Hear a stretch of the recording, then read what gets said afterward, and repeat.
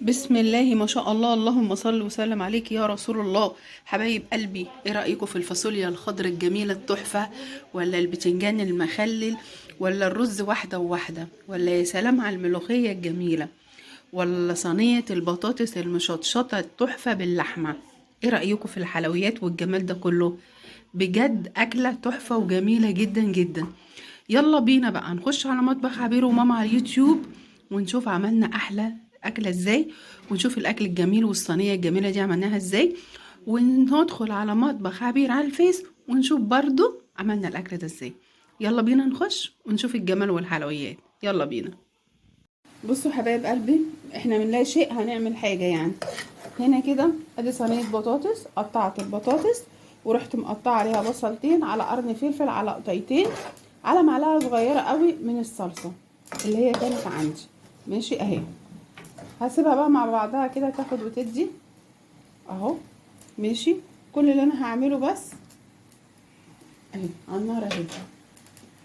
بصوا هدي هنا بس كبشة شوربة كده علشان ايه تبقى حلوة. في حاجة بقى تاني، انا بعمل رز واحدة وواحدة، وهنا عندي كيس كان فيه فاصوليا خضراء، كان زيادة عندي وشلته في الفريزر، عشان لما بقول لكم اي حاجة بتتباع بصوا كاتبه عليه الفاصوليا ده مطبوخ.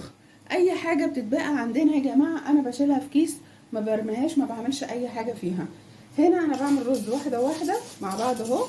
وبرده الرز زي الشعرية نحط شوية الملح عليه صغيرة ونوطي عليه علشان كله يبقى لون واحد، ما يبقاش ايه محروق منك او كده، بيبقى يعني واحدة وواحدة، بس اللون ده بيبقى لونه جميل مع شوية الملح اللي احنا بنحطه. يبقى احنا عملنا كده جديد النهاردة البطاطس والرز واحدة وواحدة، وانا عندي شوربة فيها لحمة، هطلع احط هنا حتتين واحط هنا حتتين، ومعايا كيس ملوخية برضو جاهز طلعته مسافة ان انا هعمل له الطشة بس. اكلة بسيطة وسهلة جدا. اي حاجة يا جماعة بتتبقى منك تشيليها على طول، مش هتخسري حاجة لما تشيلي في التلاجة وتشيلي في الفريزر. هيجي وقت هتحتاجيه وهتاكليه، يكون ما معكيش فلوس، ما يكونش في اي حاجة هتحتاجي ان انت تاكليه. ماشي معايا، هوريكم كل حاجة حلوة ان شاء الله. بصوا يا قلبي اهو، حطيت بقى الرز عليه. بصوا انا مكتره اللي هو واحده يعني اللي هو المحمر اكتر من الابيض اهو، بقى واحده وواحده اهو مع بعض اهو. ماشي. في ناس زي ما بيقولوا لي ليه ما تحطيش على الرز شوربه كده، انا بحط في حاله واحده اهو كده، محتاج احط عليه الكبشه دي بس اهو. انما هو اساسا علشان لو حطينا عليه الشوربه بتبقى روحه قصيره، ما تبقاش روحه طويله، كده احسن ان انت تعملي الرز زي ما انا عملته كده اهو. ماشي اهو. عايز شويه ميه نديله بقى ساعتها شويه ايه الشوربه اهي اهو. بصوا لان احنا لو عملناه بشوربه خالص بيبوظ، حتى ده لو في الصيف مش هيكمل ساعه وتلاقيه حامض منك.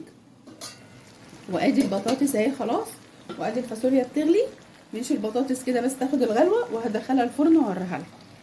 حبايب قلبي بصوا بقى، احلى صينيه بطاطس طبعا باللحمه وجميله وحلوه ازاي، وحلوه قوي. ماشي. وادي طبق الفاصوليا اللي احنا كنا شايلينه اهو جه وقته، بصوا جميل ازاي واكني لسه عاملاه. وبرده طبق الملوخيه ده كان متشال وطلعته وسخنته واكنك لسه عاملاه اهو. شايفين كل الحلاوه والجمال. عملت سفره من حاجه واحده، حطيت جنبيها كذا حاجه.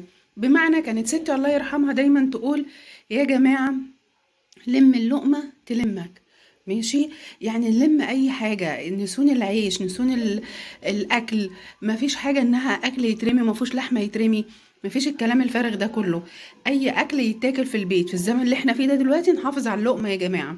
ماشي. شويه طبيخ يتبقوا في كيس في الفريزر، شويه ملوخيه، شويه رز، شويه شوربه، هيجي يوم وتحتاجيه زي ما انا النهارده احتاجته. ماشي. يلا ان شاء الله نشوفكم على خير، واشوفكم في فيديو جديد، ويكون كل الفيديوهات بتعجبكم، ويا رب كده اشوفكم في احسن حال. وما تنسوش تدعوا لاختي ربنا يرجعها بيتها بالف سلامه، ويشفيها ويعافيها، وترجع لنا يا رب مجبورة الخاطر يا رب العالمين. واشوفكم على خير، واشوفكم في فيديو جديد. والسلام عليكم ورحمه الله وبركاته.